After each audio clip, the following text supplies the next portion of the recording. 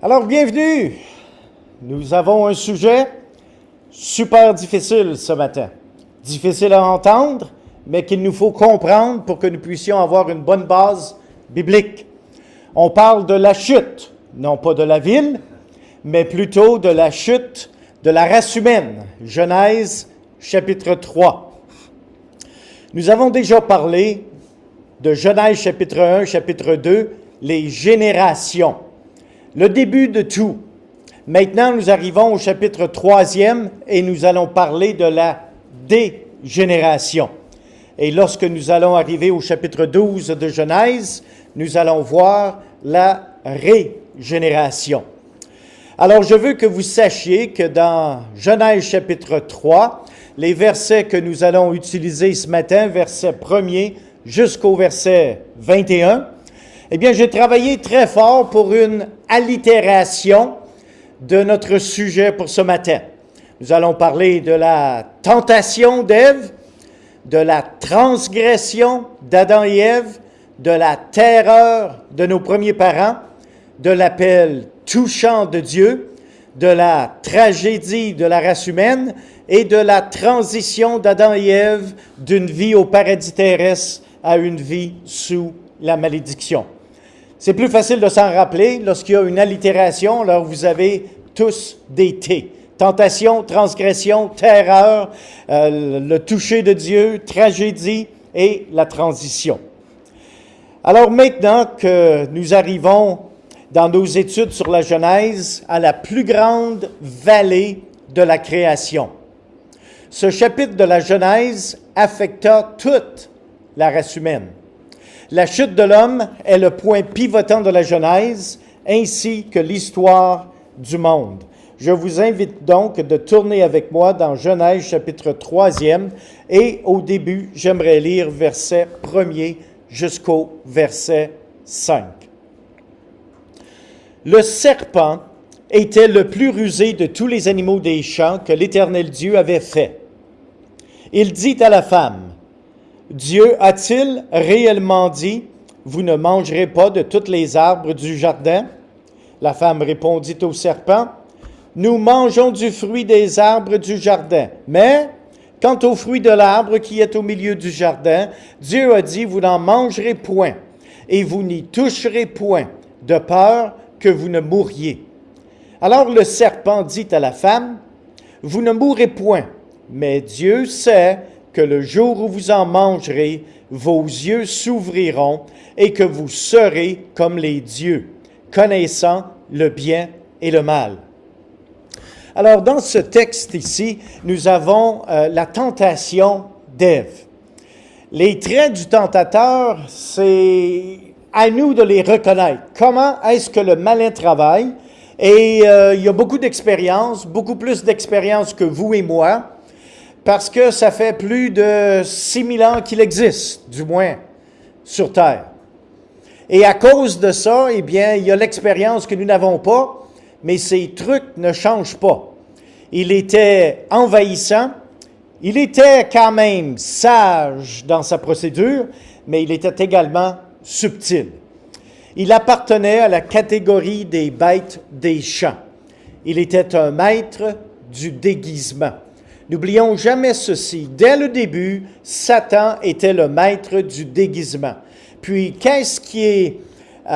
Satan s'est encaparé de la forme d'un serpent et c'est la même chose qu'il fait aujourd'hui pour décevoir le monde. Des demi-vérités, des mensonges. Jésus a appelé Satan le père du mensonge. Alors, c'est pas surprenant qu'ici, il s'est déguisé en prenant évidemment possession du serpent.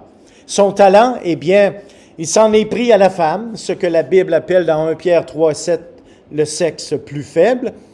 Et on doit se poser la question, mais Adam, il était où dans tout ça, lui? Eh bien, pourquoi n'était-il pas venu au secours d'Ève? La responsabilité d'Adam avant la chute était de cultiver le jardin et de le garder. Mais le garder de qui? Ou de quoi? Est-ce que Adam savait que Dieu avait un ennemi? Et ça faisait partie de sa responsabilité de garder le jardin? Eh bien, Remarquons comment Satan s'y est pris. Le tentateur a dit, « Eh bien, mesdames, vous avez un petit chien, vous avez un chat, vous penseriez quoi si votre chien ou votre chat commence à vous parler? » Ouh! Mais qu'est-ce qui est assez surprenant, c'est pas que le chien ou le chat parle, c'est que madame répond à son chien ou à son chat. Ça, c'est encore pire, d'après moi. Alors, on ne veut pas en vouloir trop à Ève, parce que c'est quand même une chose assez surprenante. À date, c'était jamais arrivé que les animaux parlaient. Un serpent parlant. Eh bien, si ceci vous arriverait, peut-être que vous aussi, vous seriez tenté de vous engager dans une conversation avec cette situation très unique. La tentation, souvenez-vous, a eu lieu dans un monde parfait, dans une société parfaite, avec un mariage parfait, et pourtant, l'ennemi a réussi. Si l'ennemi a réussi dans sa tentation avec nos premiers parents qui étaient parfaits dans un contexte parfait, alors est-ce surprenant ou étonnant que nous aussi, nous trébuchons? Eh bien, quelles étaient ses tactiques? Il s'est attaqué à la parole de Dieu en jetant le doute dans l'esprit d'Ève. Ce qu'il a dit ici, eh bien, sa tactique, c'était d'encourager la désobéissance à la parole de Dieu. Dieu a-t-il réellement dit? Alors ça, c'est une attaque sur la parole de Dieu. Puis encore aujourd'hui, la même tactique du malin est utilisée. Mettre du doute sur ce que Dieu a dit dans sa parole. Et ça fait partie de la tentation d'aujourd'hui. Et aussitôt que les personnes mettent du doute sur la parole de Dieu, alors on peut se permettre de prendre ce qu'on veut, ce qui fait notre affaire de la Bible, et de rejeter tout le reste qui ne fait pas notre affaire. Mais ça, c'est une tactique du diable. Le diable n'a pas de nouveaux trucs dans son sac. Il continue encore de nos jours de planter le doute dans l'esprit des gens, spécialement en ce qui concerne la doctrine de Christ, la sécurité éternelle du croyant et l'assurance du salut. Ça, ce sont parmi les doutes les plus courants que j'ai observés dans la vie des croyants en 30 ans de ministère. La première des choses, c'est qu'on va placer un doute sur la personne de Christ. Y était-tu totalement humain, totalement divin? Qui était Christ? Est-ce que c'était un prophète? Eh bien, les gens du Nouveau Testament avaient les mêmes questions. Souvenez-vous des questions du disciple concernant Christ. Et la sécurité du croyant et l'assurance du salut. L'assurance du salut, c'est comment moi, je me ressens face à mon salut. Mais, parce que c'est basé sur mes sentiments, mes émotions, des fois, je me sens sauvé, d'autres journées, ça va moins bien, alors je me sens moins sauvé. Ça, c'est l'assurance du salut. Alors que la sécurité du croyant est basée, enracinée totalement dans les promesses de Dieu sur le salut.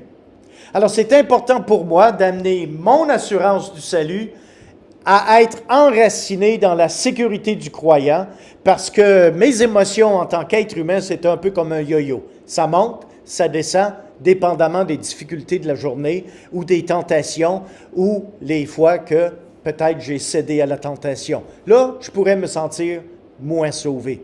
Alors, c'est là que je dois non seulement demander pardon, mais retourner, m'enraciner dans la sécurité du croyant, les promesses de Dieu sur le salut.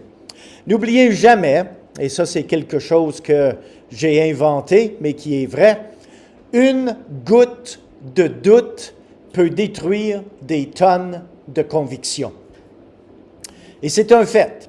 Si vous permettez au malin de juste donner une petite goutte de doute sur quelque chose de la parole de Dieu, alors ça pourrait détruire des tonnes d'autres convictions. Alors non seulement le malin s'est attaqué à la parole de Dieu, il s'est attaqué à la prohibition de Dieu.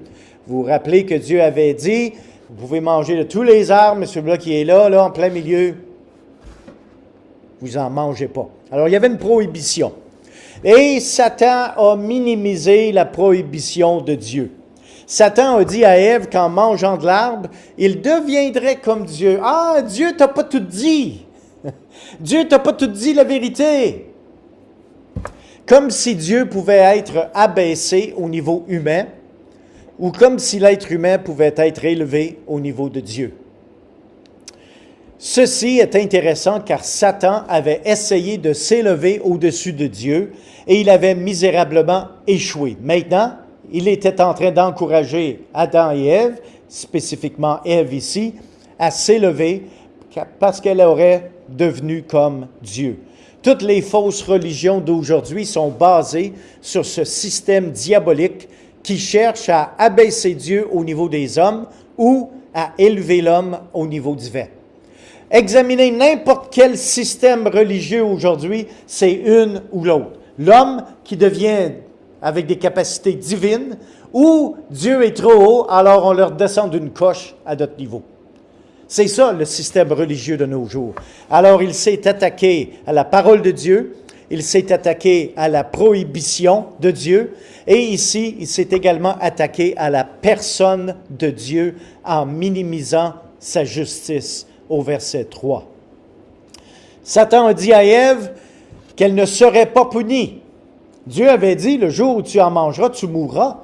Alors là, Satan arrive et dit, « Ah, vous ne mourrez pas. » Voyez maintenant le doute, la petite goutte de doute. Plusieurs personnes aujourd'hui ont succombé à cette même déception diabolique. Ils se font à croire qu'une fois rendus au ciel, là, de l'autre bord, eh bien, Dieu va tout oublier leurs péchés et va les laisser entrer dans son ciel. Avez-vous déjà entendu ça? À plusieurs reprises, je l'ai entendu. Ils disent, Dieu est trop bon, disent-ils, pour envoyer quelqu'un en enfer. Nous ne mourrons pas, disent-ils, ou nous n'irons pas en enfer. Nous ne serons pas punis. Alors, la même tactique que le malin a utilisée pour douter de la parole de Dieu, pour amener la prohibition de Dieu en disant, « Ben, c'est pas tout à fait vrai, là, vous ne mourrez pas vraiment. » Puis maintenant, eh bien, le malin se sert de la punition, du jugement de Dieu et le minimise. La transgression d'Adam et Ève, versets 6 et 7. La femme vit que l'arbre était bon à manger et agréable à la vue, et qu'il était précieux pour ouvrir l'intelligence. Elle en prit de son fruit et en mangea. Elle en donna aussi à son mari qui était auprès d'elle, et il en mangea. C'est intéressant que Adam était auprès d'Ève, supposément en témoigner tout ça. Il n'a rien fait, il n'a rien dit. Monsieur, pas de colonne. Les yeux de l'un et de l'autre s'ouvrirent, ils connurent qu'ils étaient nus, et ayant cousu des feuilles de figuier, ils s'en firent des ceintures. Vous savez, c'est quoi le plus vieux métier du monde? C'est la couture, couturier. C'est arrivé ici. Le premier métier après la chute de l'homme, c'est le couturier. On va en parler dans quelques minutes. Il y a un autre passage qu'on doit regarder qui est parallèle à celui-ci, mais ce passage se trouve dans 1 Jean, chapitre 2e, et le verset 16. La femme a vu, ses yeux se sont ouverts, puis elle a désiré. C'est ce qui est arrivé à Ève. Remarquez bien comment le péché arrive et comment l'apôtre Jean le décrit dans 1 Jean 2,16. Car tout ce qui est dans le monde, la convoitise de la chair, la convoitise des yeux et l'orgueil de la vie ne viennent point du Père, mais viennent du monde. C'est intéressant que de la manière dont Ève a succombé, c'est de la même manière que nous pouvons succomber aujourd'hui. La convoitise de la chair, la convoitise des yeux, l'orgueil de la vie. Comment ça se passe? Eh bien, la femme a vu, c'est la convoitise de la chair. Elle a vu ce qui était disponible. Vous savez, c'est dur de convoiter quelque chose que vous n'avez jamais vu de votre vie. C'est pour ça que dans certains pays du tiers-monde, ils n'ont pas vu bien des gadgets. Ils ne les désirent pas parce qu'ils ne les convoitent pas parce qu'ils ne savent pas que ça existe. Alors, tout ce qui peut rentrer par nos yeux a sujet à être convoité. Convoité, c'est parce qu'on ne peut pas tout à fait se le permettre, mais on aimerait ça l'avoir. Alors ça, c'est de la convoitise. Agréable aux yeux, la convoitise des yeux, ce que vous désirez avoir. C'est une chose intéressante d'observer le monde quand vous arrivez dans un magasin à grande surface. Les tablettes sont remplies à craquer. Et là, dépendamment de qui vous observez, il y en a, là, s'il y avait l'argent, là, ils embarqueraient le tout dans le panier. Il y en a d'autres, ça c'est un petit peu trop cher, on va essayer de réduire. C'est intéressant d'observer le monde, de qu'est-ce qu'il observe avec leurs yeux. Et elle a vu, Ève, un arbre bon à désirer. Ça, c'est l'orgueil de la vie. Ce que vous pensez pouvoir devenir. Le malin peut faire bien des promesses à bien du monde. Puis aujourd'hui, là, savez-vous, un des meilleurs moyens que l'orgueil de la vie s'impose sur nous, c'est à travers les médias sociaux. C'est intéressant que vous parlez à une jeune personne, une jeunesse, je ne sais pas, 13, 14, 18, 19 ans, 20 ans. Puis une des choses qui s'intéresse le plus, c'est combien de personnes les suivent sur les réseaux sociaux. Puis si vous avez quelques millions de personnes, wow, vous êtes une personne importante parce que vous avez plusieurs personnes qui vous suivent. Ça, les amis, c'est nulle autre chose que l'orgueil de la vie. Puis, les petites annonces qu'on voit à la télévision, bien, habituellement, frappent toujours dans une de ces trois catégories. Eh bien, ils frappent au niveau, par exemple, de la vue. Une meilleure voiture, plus neuve, plus de gadgets dans la voiture. La convoitise des yeux. Ouais, je me verrais conduire ça. Wow! Là, on veut projeter une image différente de qui on est. L'orgueil de la vie. Oh, tout le monde me regarderait quand j'arrive dans le stationnement de l'église au lieu de ma vieille patate de voiture. Eh bien, le malin n'a pas de nouveaux trucs. Quelles étaient les conséquences tragiques de la transgression d'Adam et Ève? À cause du péché d'Adam et de Ève, toute l'humanité est tombée dans l'horreur du péché. Et j'aimerais qu'on puisse aller consulter un passage des Saintes Écritures dans Romains, chapitre 5, et le verset 12. C'est pourquoi, comme par un seul homme, je veux que vous souligniez ceci dans Romains, chapitre 5, verset 12. Comment le péché est-il entré dans le monde? Il n'est pas entré dans le monde par Ève. Le péché est entré dans le monde par un seul homme. Le péché est entré dans le monde et par le péché, la mort, et qu'ainsi la mort s'est étendue sur tous les hommes.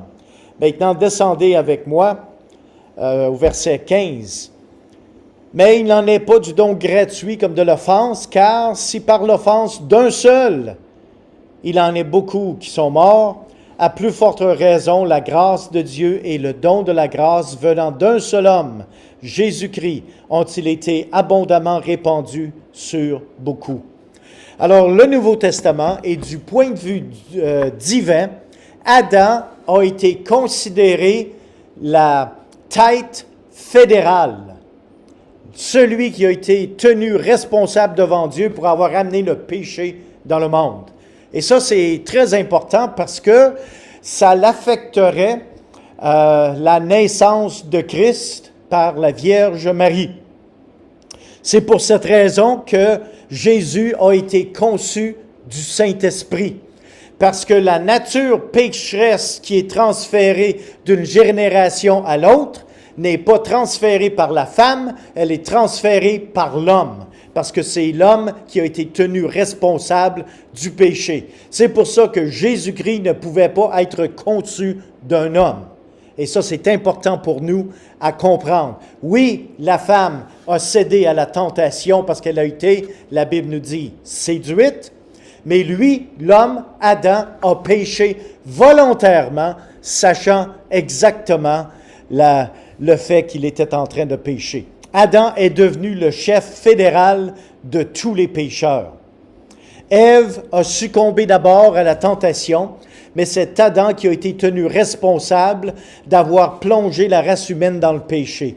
Adam devait cultiver et garder le jardin. Et on va se faire un plaisir de prendre vos questions après l'étude de ce matin. La femme doit être soumise à l'homme et l'homme doit être la tête du foyer parce qu'il a été créé d'abord et ensuite la femme. Il y en a parfois qui demandent la question suivante. Oui, mais la question de la soumission, là, l'autorité de l'homme, tout ça, là. Oui, mais c'est pas l'apôtre Paul qui avait ça, puis c'était sa version des choses, mais ça ne veut pas dire que ça devrait être la même situation aujourd'hui. Eh bien, j'aimerais vous introduire à 1 Timothée, chapitre 2e, et le verset 11.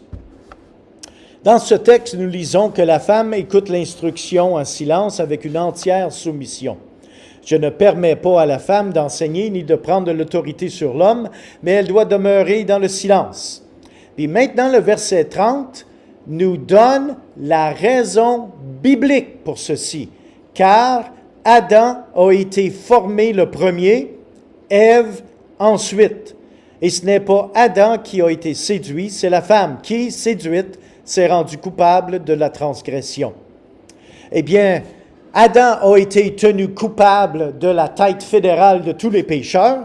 Ève a également péché, mais la raison pour laquelle la femme doit être soumise à son mari est simplement basée sur un rang, le rang de la création, non pas sur une importance. C'est pas que l'homme est plus important que la femme, pas du tout, absolument pas. C'est pas que l'homme est plus qualifié que la femme. Absolument pas. C'est simplement parce que l'homme a été créé en premier. C'est ça le meilleur argument que nous pouvons utiliser dans ce contexte. Alors, c'est comme dire, eh bien, les parents doivent venir avant les enfants. C'est une question de rang, tout simplement. La femme a été séduite et a transgressé, mais l'homme a transgressé avec une pleine connaissance de l'effet du péché dont il avait témoigné sur Ève. La transgression leur a fait réaliser leur nudité physique et spirituelle devant Dieu. Les feuilles de figuier. On a parlé tout à l'heure du fait qu'ils ont cousu des feuilles de figuier. Eh bien, ça, c'est une merveilleuse illustration de l'effort humain de couvrir ses traces après s'être rendu compte qu'il avait mal agi devant Dieu. Il y a quelque chose qui est arrivé dans la nature humaine après le péché. Ça s'appelle la culpabilité. Quand quelqu'un commet un péché, une action criminelle quelconque, sa conscience l'accuse et il devient coupable. Et il le ressent en lui-même. Face à cette culpabilité, l'être humain a tendance à se justifier devant cette culpabilité. Et la manière dont Adam et Ève ont cherché à se justifier, c'était en se cachant. Et parce qu'ils ont découvert qu'il était nu, c'était en cousant des feuilles de figuier pour se cacher. Mais vous connaissez très bien le problème de feuilles de figuier, n'est-ce pas? Même dans un jardin, même tel le jardin d'Éden, vous avez des feuilles de figuier qui vous couvrent, et à un moment donné, un petit coup de vent arrive et fouhou! Et voilà, maintenant, les feuilles de figuier sont maintenant levées, et votre nudité est encore découverte. Eh bien, Adam et Ève se sont vêtus de feuilles de figuier pour couvrir leur nudité physique, mais ils ne pouvaient jamais couvrir leur nudité spirituelle qui était dans leur cœur. Leur nudité physique n'était qu'une évidence d'un problème plus profond, celui d'un cœur qui s'était rebellé contre Dieu. La terreur de nos premiers parents. Ils ont entendu la voix de Dieu. Ça, c'est une chose qui est intéressante et la prochaine fois que nous allons nous rencontrer, nous allons étudier la théologie de l'entendement, contrairement à la théologie de la vue. Au tout début, Adam et Ève voyaient Dieu et communiaient avec lui. Maintenant qu'ils ont péché, ils ne pouvaient plus le voir, ils l'ont entendu. Et l'importance de ce qui s'est déroulé ici est extrêmement important à travers toutes les Écritures, et nous allons voir ça la prochaine fois. La terreur de nos premiers parents, ils ont entendu la voix de Dieu. Adam s'est caché de Dieu, il n'a pas cherché Dieu, il n'a pas choisi de venir à Dieu. nous est dit dans les Saintes Écritures que personne ne peut chercher ou choisir d'être sauvé. La nature dépravée de l'homme qui a été corrompue par le péché le pousse à s'enfuir loin de Dieu. Relisez Romains chapitre 3, versets 10 à 12. Selon qu'il est écrit, il n'y a point de juste, pas même un seul. Nul n'est intelligent, nul ne cherche Dieu. Tous sont égarés, tous sont pervertis. Il n'en est aucun qui fasse le bien, pas même un seul. Alors, est-ce surprenant que nos premiers parents, lorsqu'ils ont découvert leur nudité, qu'ils ont été coupables de leur péché, ils ont cherché à se cacher? Ça c'est arrivé à nos premiers parents et ça arrive encore dans notre société aujourd'hui. Personne ne cherche Dieu. Mais Dieu est un Dieu gracieux. Il y a un appel, puis c'est un appel qui est plutôt touchant. Dieu appelle l'homme. Quelle merveille! L'homme n'a pas cherché Dieu, il s'est caché, mais Dieu, dans le jardin, dit à Adam et Ève, « Où es-tu? » Dieu n'a pas demandé à Adam et Ève, « Où es-tu? » parce qu'ils ne savaient pas où ils se cachaient. Dieu leur a demandé, « Où es-tu? » pour leur donner une invitation de sortir de leur cachette. Et ça, c'est important parce que Dieu fonctionne par invitation. À la croix, « Venez à moi, vous tous qui êtes fatigués et chargés durant son ministère. » Il a dit ceci, « Je vous donnerai du repos. » Dieu ne force jamais personne de venir à lui. Dieu invite. Et la première invitation, on la voit dans Genèse chapitre 3. « Où es-tu? » Adam a eu l'opportunité de confesser son péché, mais l'a-t-il fait? Non. Adam essaya de s'excuser en disant, « La femme que tu m'as donnée, le blâme des autres. » Il a mis le blâme directement sur la femme, il a mis le blâme indirectement sur Dieu en blâmant le partenaire qu'il avait reçu de Dieu. Parce qu'il a dit, c'est sa faute à elle, mais c'est toi qui me l'as donné. Mais savez-vous que les choses ne changent pas aujourd'hui? Si vous avez eu le plaisir d'élever des enfants et qu'il y en a un qui a fait quelque chose qu'il ne devait pas faire, vous savez très bien que quand vous demandez une question, c'est l'autre. L'autre qui n'est pas encore capable de parler, l'autre qui n'est pas encore capable de marcher. C'est l'autre. Ça... Mais toi que tu es capable de parler, par exemple, tu vas blâmer l'autre. Ça, c'est le résultat de la nature pécheresse de l'homme. C'est toujours la faute de quelqu'un d'autre. Mais devant Dieu, tous sont inexcusables. L'homme a blâmé la femme a blâmé le serpent n'avait aucun argument valable. Dieu appelle toujours l'homme de venir à lui. Où es-tu? Derrière, quelle excuse est-ce que tu peux te cacher pour ne pas venir à Dieu? Qui blâmes-tu pour tes péchés? Pourquoi ne pas répondre à l'appel de Dieu en lui confessant tes péchés? Viens à lui, tel que tu es. J'aimerais lire maintenant versets 14 à 19 dans le livre de Genèse, chapitre 3e, versets 14 à 19.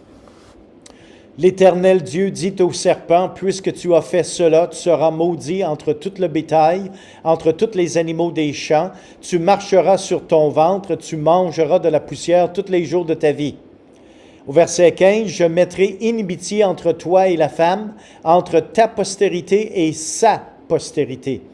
Celle-ci t'écrasera la tête et tu lui blesseras le talon. » Il dit à la femme, « J'augmenterai la souffrance de tes grossesses, tu enfanteras avec douleur, et tes désirs se porteront vers ton mari, mais il dominera sur toi. » Il dit à l'homme, « Puisque tu as écouté la voix de ta femme, et que tu as mangé de l'arbre au sujet duquel je t'avais donné cet ordre, tu n'en mangeras point, le sol sera maudit à cause de toi, c'est à force de peine que tu en tireras ta nourriture tous les jours de ta vie.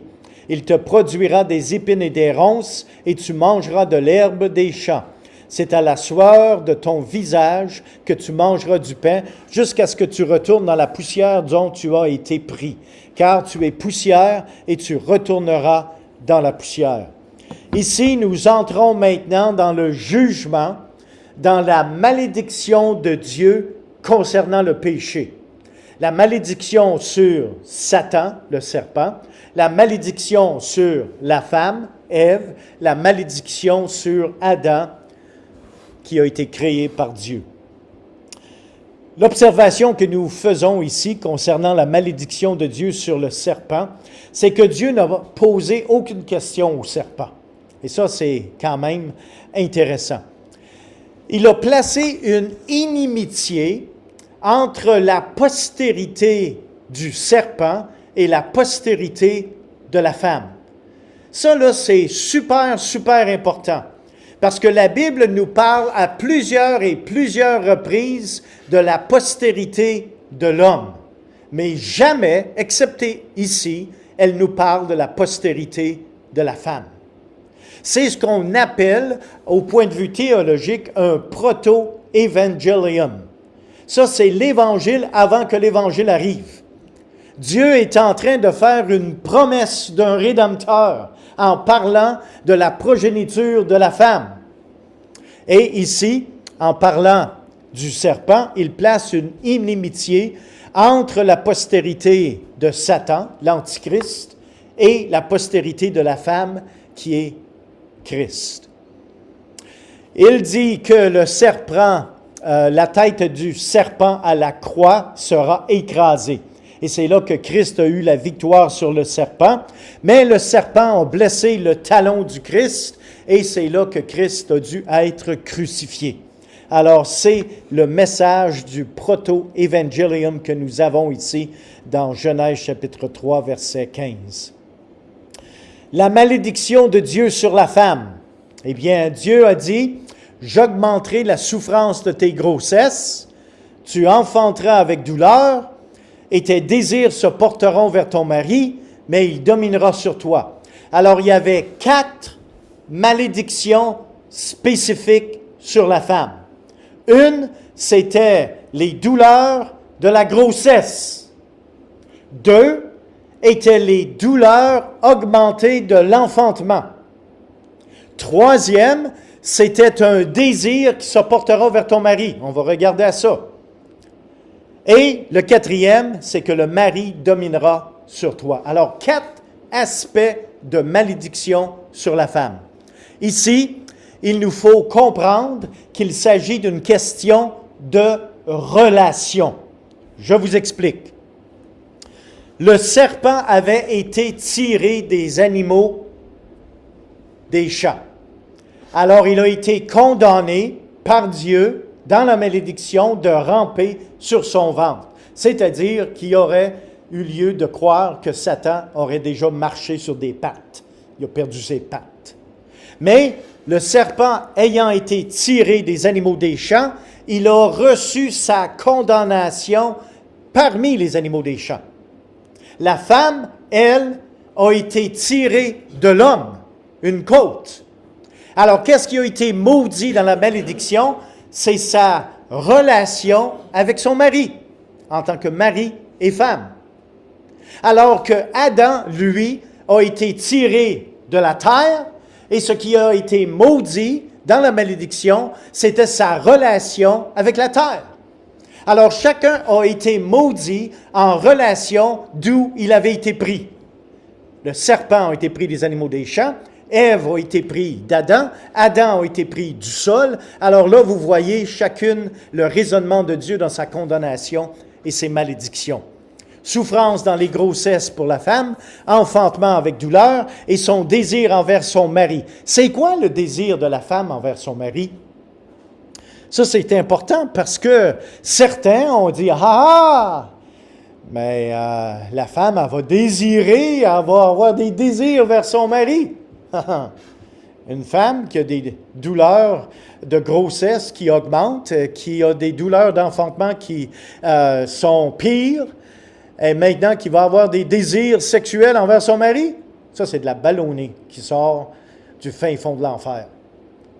Il nous faut toujours interpréter les Écritures par les Écritures. Son désir ici, c'est dans un contexte de malédiction.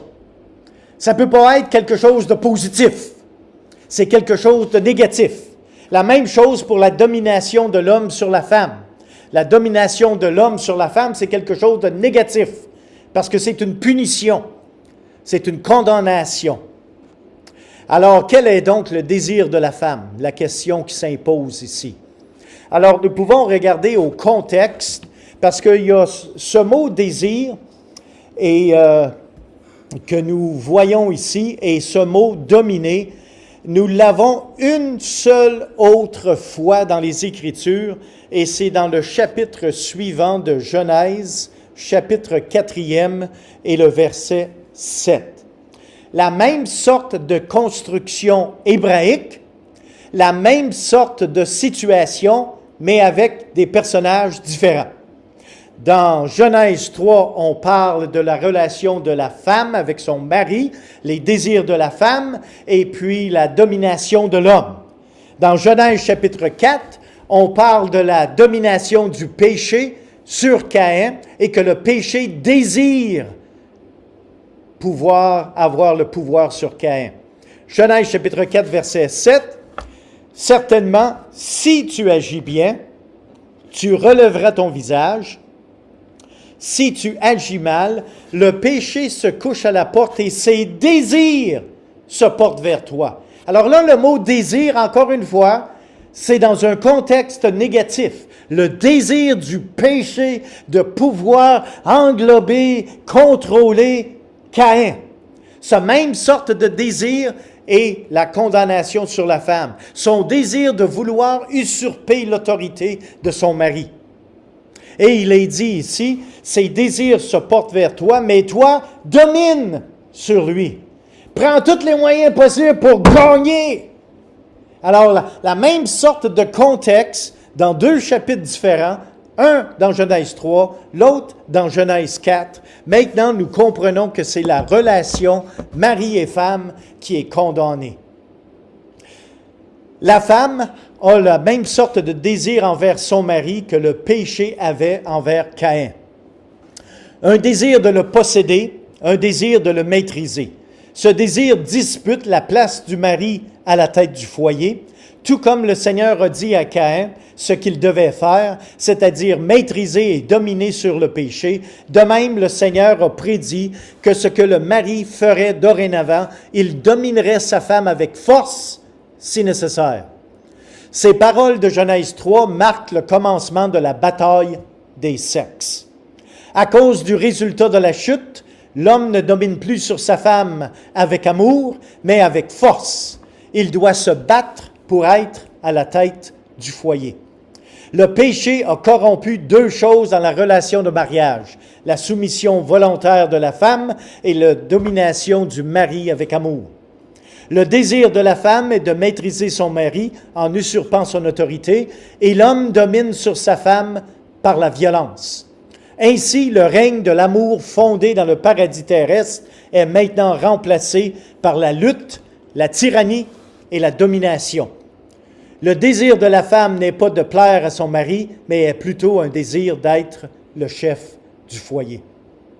En passant, si vous voulez avoir l'origine du mouvement féministe, c'est ici que vous allez le trouver dans Genèse chapitre 3. Exactement.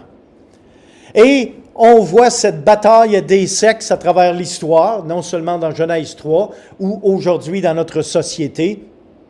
À travers les siècles, les femmes ont désiré dominer sur leurs maris et malheureusement, les hommes ont dominé cruellement sur leurs femmes. Par exemple, vous avez la reine Vasti dans Esther, chapitre 1, verset 17 à 20.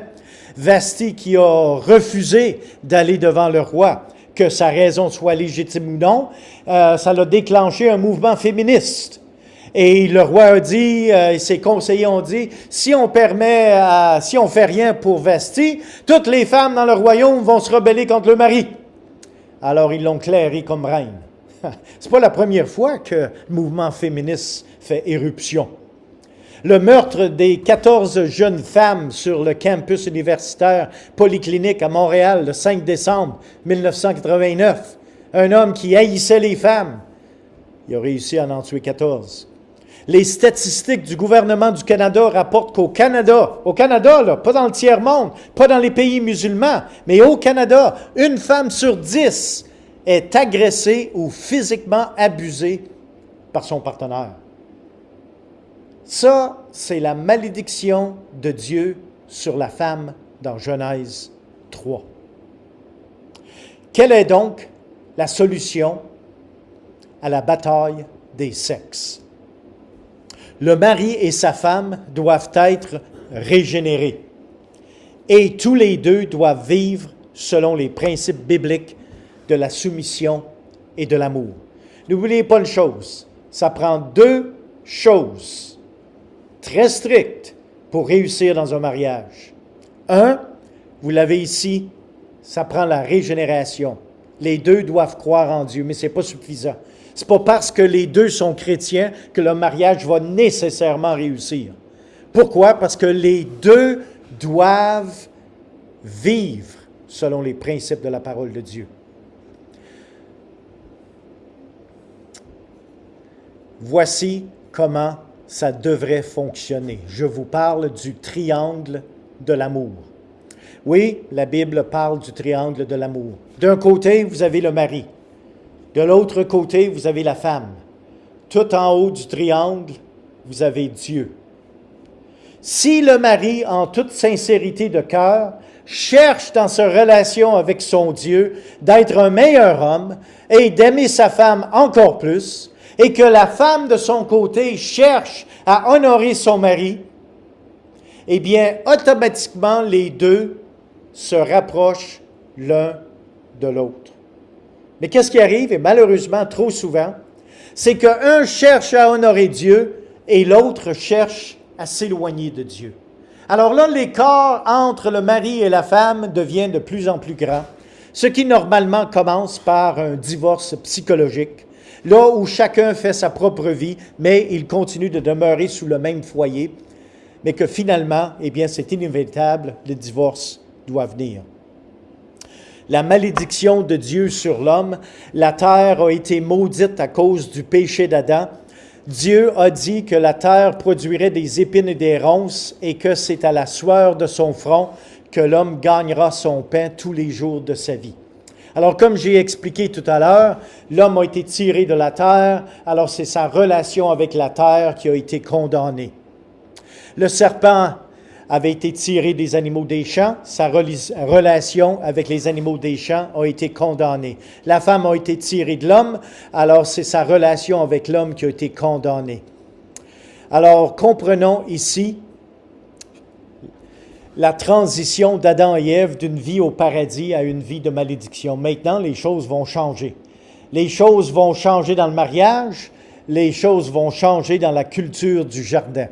Adam et Ève commencèrent à s'adapter l'un à l'autre. Premièrement, Adam trouva un nom pour sa femme. Jusqu'à ce point, elle était appelée femme. Et disons que ça me brûle un peu parfois quand j'entends un mari parler de sa femme. Il dit « Hey, femme! »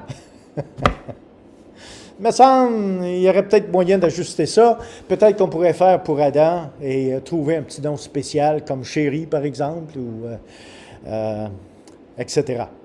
Eh bien, cette créature a maintenant officiellement été nommée Ève. La femme fut nommée Ève, ce qui veut dire la mère de tous les vivants. Nous devons tous notre vie à Ève, indirectement parce que Ève nous a aussi donné la vie spirituelle, parce que c'est par elle qu'un sauveur nous est né. Dieu démontra son amour envers le jeune couple. Dieu leur fit des habits de peau et il les en revêtit. Nous pouvons voir ici le premier message de l'Évangile qui fut prêché par Dieu, non pas en parole, mais par un symbole. Hébreux chapitre 9, verset 22 nous dit que sans effusion de sang, il n'y a pas de pardon.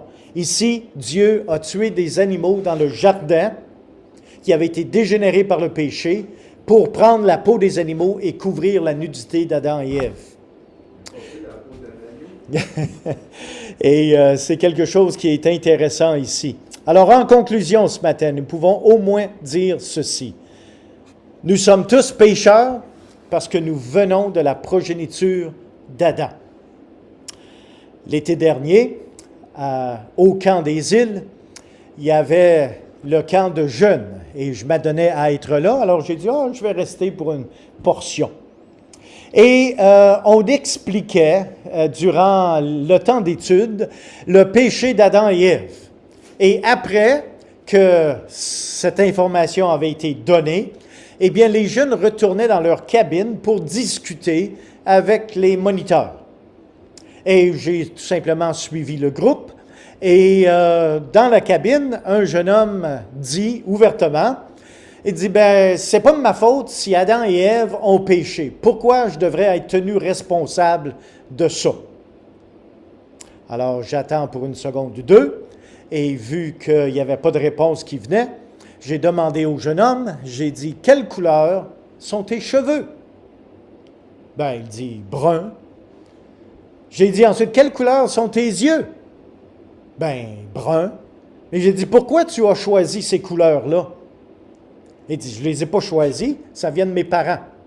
Ah, tu viens de saisir maintenant. Le péché, c'est la même chose. Tu es né de parents, tu es né pécheur. Puis là, tout d'un coup, la petite lumière, là, tu voyais la lumière s'allumer à l'intérieur.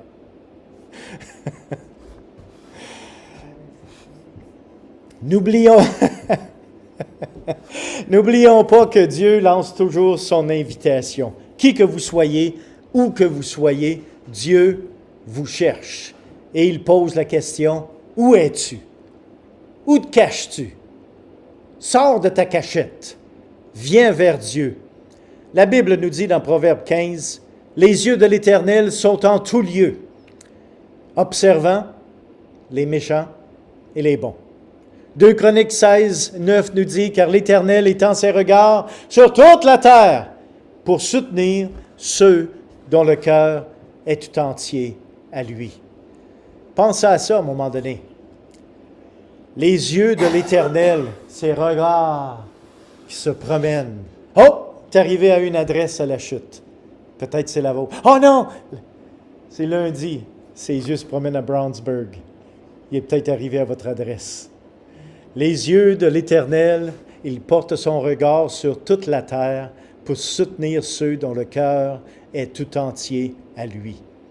Venez donc à lui maintenant, pendant qu'il est encore temps. Christ est mort sur la croix pour vous et moi, afin que nos péchés puissent être pardonnés. Christ a écrasé la tête de notre ennemi commun, afin que nous puissions être libérés de ses griffes. Que le Seigneur bénisse sa parole dans chacune de nos vies. Soyez donc grandement bénis.